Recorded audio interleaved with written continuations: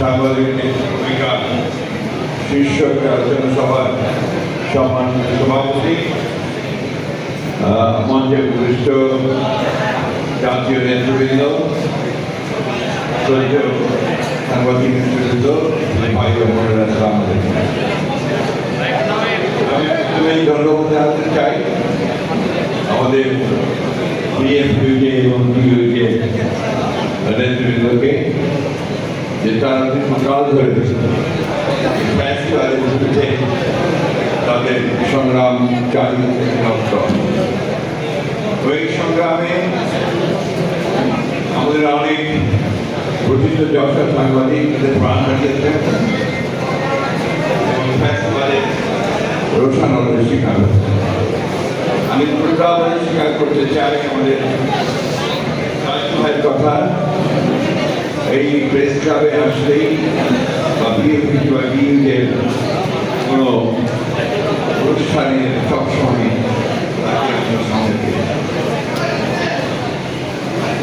প্রিয় সাংবাদিক ভাই বোনেরা,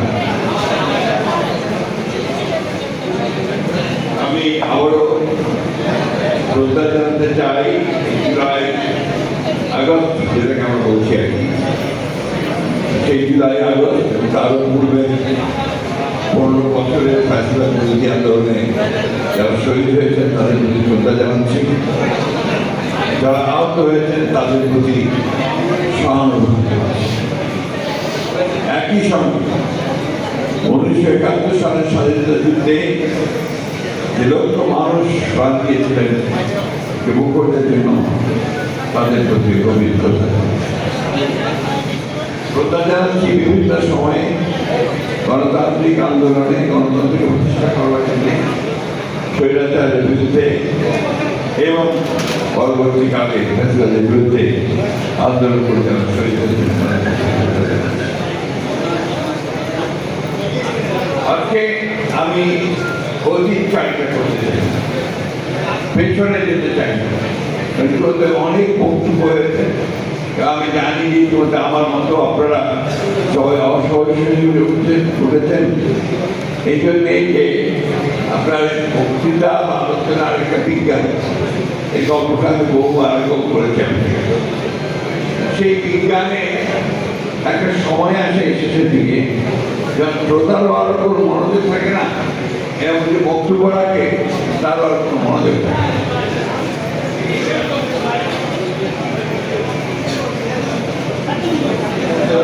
এরা তো চিরন্তন ব্যাপার, যে কোনো অনুষ্ঠানেই আপনারা এটা করতে থাকেন। যাই হোক, প্রিয় বন্ধুগণ, আমরা খাটো করে জিনিসটাকে আমরা 15টা বছর এখানে যারা আছেন তারা এবং রাজনৈতিক দলগুলো যারা স্বৈরাচারী আন্দোলন করেছে তারা ভয়াবহভাবে একটা দানবীয় শাসনের যাত্রা করার সৃষ্টি হয়েছে। আমাদের বিএনপি সম্পর্কে কিছু বলতে গেলে এই বলা হয় যে শুধুমাত্র নিজের দলের কথাই না বলেও তো উপায় নেই। কারণ আমার এই দলের 15 বছরে 60 লক্ষ মানুষের বিরুদ্ধে মিথ্যা মামলা হয়েছে। ওই মানুষগুলো প্রতিদিন আদালতে গেছেন, উকিলের কাছে গেছেন, বাড়ি থেকে পালিয়ে থেকেছেন পুলিশের দাপরানিতে, অনেকে কেউ আমরা অন্য পাড়া গিয়ে অন্য গিয়ে, এবং কেউ কেউ গ্রাম ছেড়ে, দেশ ছেড়ে, জেলা ছেড়ে ঢাকায় এসে রিক্সা দেয়। কেউ হকারের কাজ করেছেন, কেউ বড় বড় বাড়িগুলোতে দারোয়ানের চাকরি নিতে।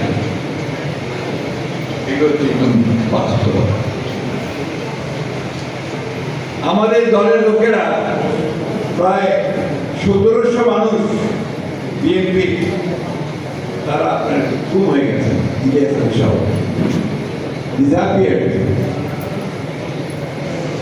আমাদের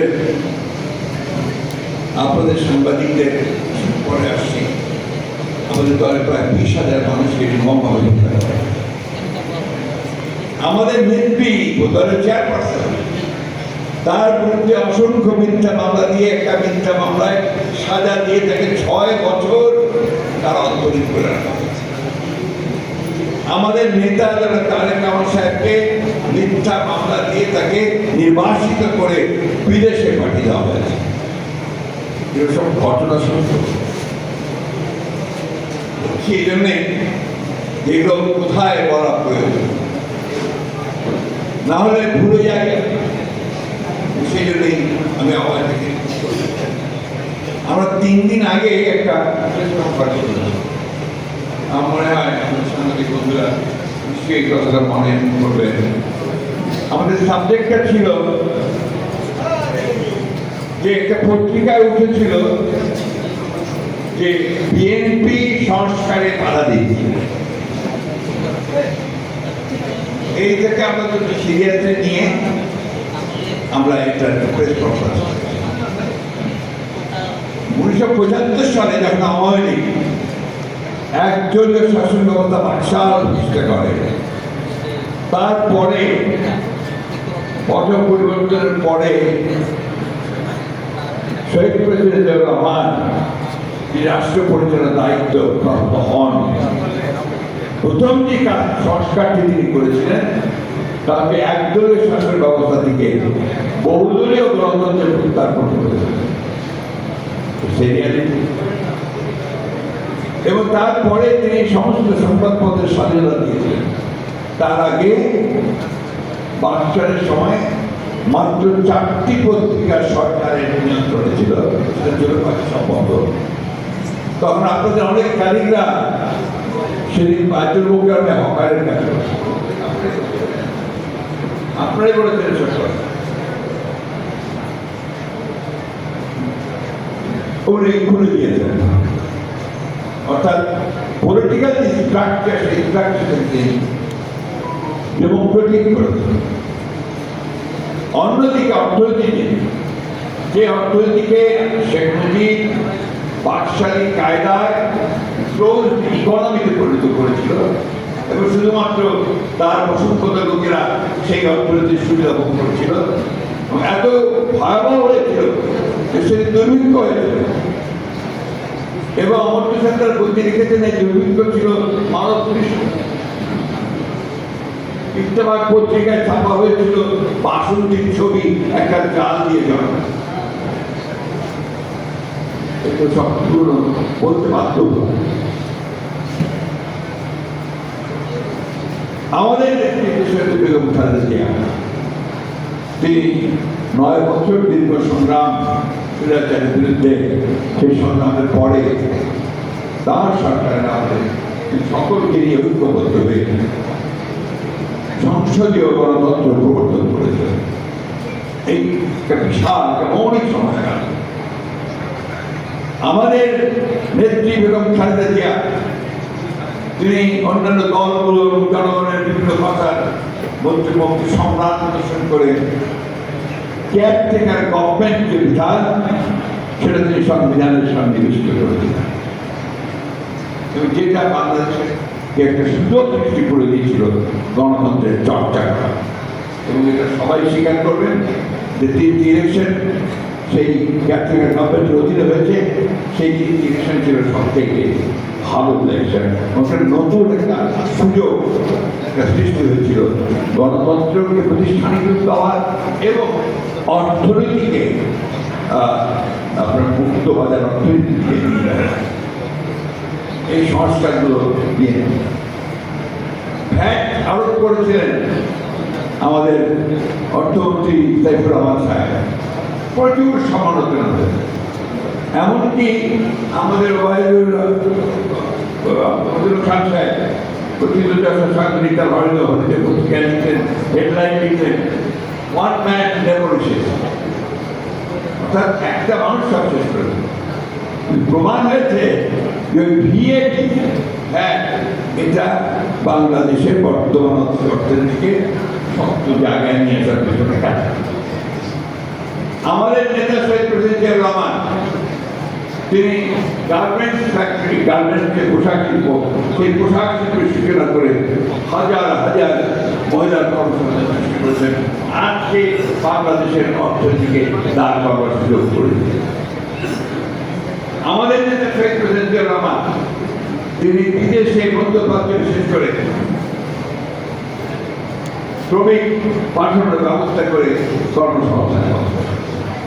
সুতরাং সংস্কার আমাদের মজ্জা, সংস্কার আমাদের রক্তে, আমাদের জন্ম সংস্কারের মধ্যে। তাই আজকে যদি বলা হয় যে বিএনপি সংস্কার আটকে দিচ্ছে, এটা আমি মনে করবো যে অত্যন্ত অন্যায়ভাবে এটা বলা হচ্ছে। আমরা এবারে আসুন বর্তমান সংস্কারের কথায় আসি। আমরা 2016 সালে আমাদের নেত্রী দেশের বেগম খালেদা জিয়া তিনি নিজে প্রেস কনফারেন্স করে ভিশন ফর 2030 ভুলে যাওয়ার কথা না।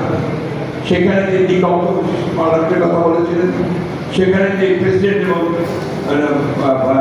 প্রধানমন্ত্রী মমতা ভাস্করের কথা বলেছেন, সেখানে তিনি সকলকে নিয়ে রেইনবো নেশন তৈরি করার কথা বলেছিলেন, জুডিশিয়াল ইন্ডিপেন্ডেন্স। আবার পরবর্তীকালে তখন আমরা রিয়েলাইজ করেছি যে এই রাষ্ট্র কাঠামোয় দেশকে এগিয়ে যাওয়া যাবে না। তখন আমরা আবার 2022 সালে প্রথমে বিএনপির পক্ষ থেকে 27 দফা, এরপর যারা আন্দোলন করছিল সকলকে নিয়ে আমরা 31 দফা কর্মসূচি প্রদান করি। নিশ্চয়ই মনে আছে আপনাদের সেই কর্মসূচি প্রদানকে নিয়ে ইসুল কালাম কাণ্ড হয়েছিল। 10ই ডিসেম্বর আমাদের সবার কাছে আমার পার্টি অফিসের সামনে, সেটা 7ই নভেম্বরে এটাকে আপনার বন্ধ করে দেওয়ার পরে সরকার করেছিল এবং সেই মকবুল ওই পার্টিদের সামনে আমাদের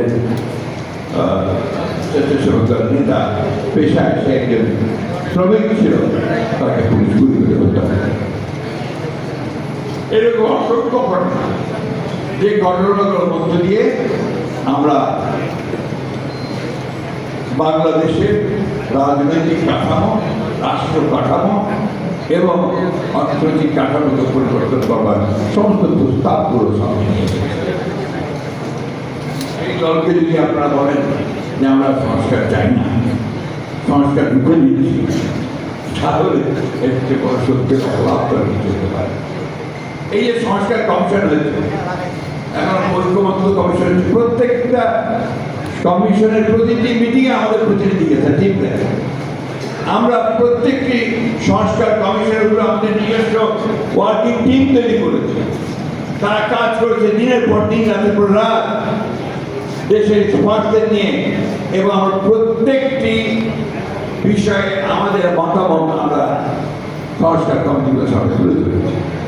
এবং কয়েকদিন আগে সেটা বলেছি কনফারেন্স করে যে আমরা কতগুলো বিষয়ের সঙ্গে আমরা একমত, আমাদের দেখা যায় যে ম্যাক্সিমাম বিষয়গুলোর সঙ্গে আমরা কতগুলো মৌলিক বিষয় আছে যে বিষয়গুলোকে আমরা বলছি আমরা বলতে পারছি না, কিন্তু আমরা মনে করি এটা ভবিষ্যতে যে পার্লামেন্ট আসবে সেই পার্লামেন্টে ডিবেট করে সেই বিষয়গুলো দেওয়া যেতে পারে। সবচেয়ে বড় কথা যেটা, যে এই দেশের মালিককে, এই দেশের মালিক তো জনগণ। এই দেশের কাঠামো, এই দেশের পলিটিক্স, এই দেশের অর্থনীতি কিভাবে চলবে এই বিষয়ে সিদ্ধান্ত নেওয়ার মালিকটা একমাত্র জনগণ। আজকে যারা সংস্কার করছেন তাদেরকে আমি স্বাগত জানাই। তারা অনেক বড় বড় চাকরি করতেন বিদেশে, অনেক লেখাপড়া করেছেন, ইউনিভার্সিটি পড়াতেন, আসছেন, তারা বাংলাদেশের মানুষের জন্য অত্যন্ত সুন্দর সুন্দর চিন্তা করে সামনে নিয়েছে। আমরা সেটা প্রপার দেখেছি, দেখে আমরা যেটাকে মনে করেছি যে এই দেশের মানুষের সঙ্গে সম্পত্তিপূর্ণ, সেই বিষয়গুলোকে সামনে আনার চেষ্টা আমরা সেভাবেও আমরা জমা দিয়েছি। জুলাই সনদ সম্পর্কে বলা হয়, জুলাই সনদের প্রথম কথা উঠল যখন সরকার বলল আমাদের কাছে চাইলে যে তোমরা তোমাদের মতামত দাও, আমরা তখনই দিয়ে দিচ্ছি। এরপরে এখন আবার কয়েকদিন আগে সরকারের তরফ থেকে আমাদের কাছে মতামত দেওয়া হয়েছে, আমরা গতকাল রাত্রে সেই মতামত পুরো দিয়ে দিই। তার প্রবলেমটা কোথায়? প্রবলেমটা হচ্ছে যারা দেখতে নারী তার চক্র, কথাটা বলতে বাধ্য না, মনে করবে না। আমি সাংবাদিকদের ভাইতে করবো আমরা সামান্য লেখাপড়া করেছি, আপনার শব্দের মারপেট করে কোথায় কোন দিকে নিয়ে যেতে চান সেটা বোঝার মতো ক্ষমতা আমাদের আছে। আমরা 3 বার সরকার চালিয়েছি। তো সরকার, দেশ, জনগণ, রাষ্ট্র, পররাষ্ট্র, ভূরাজনীতি সেই সম্পর্কে ধারণা আমাদের কোনো অংশে কম নেই। এবং আমরাই নতুন বাংলাদেশ চেয়েছি প্রথম, আমরাই রাজনৈতিক কাঠামো, রাষ্ট্র কাঠামো পরিবর্তন করতে চেয়েছি, আমরাই অর্থনৈতিক কাঠামো পরিবর্তন। আমরা কে কতজন প্রাণ দিয়েছি, কে কতজন জেলে গেছে সেই বিষয়টা আমি এখানে তুলছি। আপনারা ভালো করে জানেন, কয়েকজনকে পত্রিকাতে বেরিয়েছে ওই জুলাই মাসে আমাদের প্রায় 600-র উপরে বিএনপির নেতা কর্মী, অর্থাৎ ছাত্র দলগুলো নেতা কর্মীরা শহীদ হয়েছে। আমি এই কথাগুলো আনতে চাইনি, আমার ছিল না। যেখানে কিছু কথা উঠেছে যার ফলে বাধ্য এই কথাগুলো আমি বললাম, ক্লারিফাই দিয়েছে। সুতরাং আমাদের যে ব্যক্তির চেয়ে দল বড়, দলের চেয়ে যে দেশ বড়, এটাতে আমরা বিশ্বাস করি। আমরা খুব সোজা কোথায় বিশ্বাস করি, একটা লিবারেল ডেমোক্রেসিতে আমরা বিশ্বাস করি যে নির্বাচনের মাধ্যমে ক্ষমতার পরিবর্তন হবে এবং সেই নির্বাচিত সরকারই একমাত্র দেশ চালাবে এবং তার সমস্যাগুলো সমাধান। আমরা কেন এই সরকারের কাছে সব যাচ্ছি? এটা অন্তর্বর্তীকালীন সরকার। এখানে যারা আছেন তাদের রাজনীতি সম্পর্কে, দেশের মানুষ সম্পর্কে আমাদের যে বেশি ধারণা আছে নাকি? আপনাদের রাজনীতি করছি বা আপনারা সাংবাদিকরা না নেই, কিন্তু আমরা তাদের দায়িত্ব দিয়েছি, তারা তৈরি করুক, তারা আলোচনা করছি, আলোচনা করে যেটা আমাদের কাছে গ্রহণযোগ্য সেটা আমি খুব আশাবাদী মানুষ। এখানে এই জন্য একজন জানতে চেয়েছেন যে নির্বাচন হবে কি হবে না, অনেকেই বলেছেন যে হবে না। কেন? নির্বাচন এই দেশের মানুষ চায়, নির্বাচন মানুষ প্রাণ দিয়েছে তো। কারণ মানুষ একটা নির্বাচিত প্রতিনিধিত্ব চায় পার্লামেন্টের মধ্যে। তো এই জিনিসগুলো নিয়ে আমি মনে করি কোনো আপনার সমস্যা নেই। সমস্যা হচ্ছে যে যত সম্ভব আমরা এই কাজগুলো করে আমরা একটা নির্বাচিত সরকারের দিকে যাই এবং পথে। আমি আজকে ডক্টর ইউনূসকে ধন্যবাদ দিতে চাই এই ফোরাম থেকে, যে তিনি নির্দেশ দিয়েছেন ডিসেম্বরের মধ্যে নির্বাচনের সরকার গুছিয়ে রাখার জন্য নির্বাচন কমিশনকে। এটা একটা অত্যন্ত ইতিবাচক কথা। And he deserves thanks for that. আমরা আশা করবো যে নির্বাচন কমিশন এই কাজটা খুব দ্রুততার সঙ্গে শেষ করে নির্বাচনের একটা পরিবেশ তৈরি করবে। আমরা দাবি করছি যে এই নির্বাচনে যেন অবাধ, নিরপেক্ষ এবং সকলের কাছে গ্রহণযোগ্য হয়, সেই ধরনের একটি নির্বাচন যেন নির্বাচন কমিশন উপহার দিতে পারে এবং সেগুলো আমার সরকার কথা আছে। আমরা কিছু সমস্যা, দেশ জাতি বড় সমস্যা। যুক্তরাষ্ট্র আমাদের উপরে আপনার 35% ট্যারিফ আরোপ করেছে আমাদের পণ্যের। আমাদের যে মূল যেটা আমরা রপ্তানি করছি, এই রপ্তানি জানেন পোশাক শিল্পের উপরে যদি 35% ট্যারিফ আছে, তাহলে পোশাক শিল্প মাটিতে শুয়ে পড়তে উঠতে পারবে। তাতে আমাদের অর্থনৈতিক মেরুদণ্ড, সেই মেরুদণ্ড এটা অত্যন্ত একটা সমস্যা, বড় সমস্যা। এবং আমি মনে করব যে অন্তর্বর্তীকালীন সরকার তারা কতটুকু এই ব্যাপারে মনোযোগ দিয়েছেন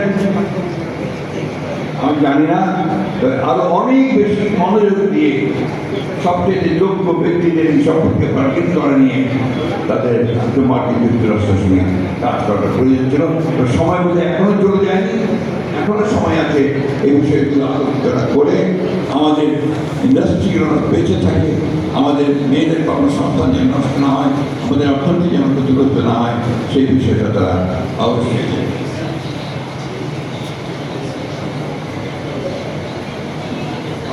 বিষয় সীমান্তে হত্যা এবং পুশিং, এই কথাটা আমরা ঠিক সেইভাবে বলছি, ছোট্ট ছোট্ট করে নিউজ দিচ্ছি। আপনার সব আমি সাংবাদিক ভাইদেরকে অনুরোধ করবো, সকল সংবাদ কর্মী, সংবাদ মাধ্যম সবাইকে অনুরোধ করবো এই ব্যাপারটাকে সিরিয়াস দেখার জন্য।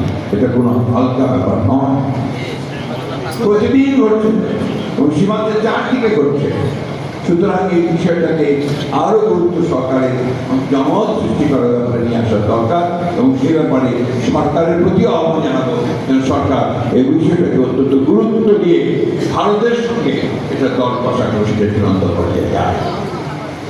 আরেকটা বিষয় আছে, পানির হিস্যা। আবার ফেনীতে বন্যা শুরু হয়েছে, বর্ষাকাল আরো শুরু হবে। এই ব্যাপারটা আমি অনুরোধ করবো যে তারা অত্যন্ত জোরালোভাবে এই পানির হিস্যার ব্যাপারগুলো, পানি বন্টনের বিষয়গুলোকে তারা নিশ্চিত করবে। জাতীয় ঐক্য সবচেয়ে বড় জিনিস বলছেন, আমরা বিশ্বাস করি সবচেয়ে বড় জাতীয় ঐক্য তৈরি করা দরকার। জাতীয় ঐক্য কোন জায়গায় হবে? জাতীয় ঐক্য হবে আমার গণতান্ত্রিক অধিকারকে রক্ষা করার ক্ষেত্রে। আমি তোমার সঙ্গে একমত হব না, কিন্তু তোমার মত প্রকাশের স্বাধীনতাকে রক্ষা করবার জন্য আমি আমার প্রাণ বিসর্জন দেব। এটাই জাতীয় ঐক্য, and that is democracy. গণতন্ত্র সেটাই, পরমত সহিষ্ণুতা।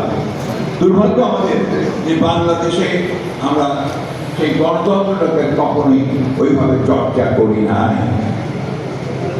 আপনি যদি চর্চাই না করেন, কারণ গণতন্ত্র একটা কালচার, এটা একটা কালচার, এটাকে যদি চর্চা না করেন আপনি এটাকে পরিচালন কি করেন? ওই জন্য যে ভাষায় কথা বলছে না, যে আপনার হুমকি দিচ্ছে আমাদের সাংবাদিক ভাইদেরকে যে এটা না করলে এটা হবে, এটা করলে এটা হবে, তাদের কথা না শুনলে তারা এই কাজ করবে, বা আমরা আমাদের তরফ থেকে চৌক্ত করছে, এই জিনিসগুলো আপনার কিছুতেই হয় না যদি সত্যিকার জন্য গণতন্ত্রের চর্চাটা করি। প্রবলেমটা ওই জায়গায় আসুন।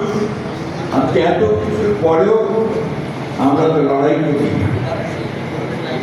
পৃথিবীর আগে থেকে আমরা একটা লড়াই করেছি, 12 মিলিয়ন লড়াই করেছি, 71 সালের স্বাধীনতা যুদ্ধ করেছি, আমরা 52 যুদ্ধ করেছি, 54 যুদ্ধ করেছি, তার আগে আমরা 91তে আন্দোলন করেই আমাদের স্বৈরাচার থেকে মুক্ত হয়েছি এবং সর্বশেষ এই 24শে জুলাই আন্দোলন যেটা এবং আরো 15 বছর যুদ্ধ করে আমরা কিন্তু সীমান্ত সংগ্রাম লড়াই করি। আজকে যখন এখানে আসি তো মনে হলো সেই পুরোনো দিনের কথা। আগে যখন এখানে আসতাম তখন আমি সিঁড়ি দিয়ে টকপটটা খুব লাফি উঠতাম। এখন যখন এখানে আসি আমাকে বলে দেখে শুনে উঠতে হয়।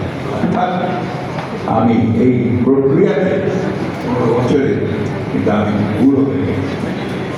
We are the decaying line. এবং আমাদেরকে নির্ভর করতে হবে কিন্তু ওই তরুণদের ওপরেই। তাদেরকে আমাদেরকে এডুকেট করতে হবে, তাদেরকে মোটিভেট করতে হবে যেন সত্যিকার অর্থে একটা গণতান্ত্রিক বাংলাদেশ তৈরি করার ব্যাপারে তারা এগিয়ে আসে এবং সেখানে তারা সফল হয়। সকলকে আন্তরিক ধন্যবাদ, কৃতজ্ঞতা। আপনারা সবসময় আমার পাশে ছিলেন, সেই রাজনীতির কথা আমি কখনোই বলবো না, বলা সম্ভব না।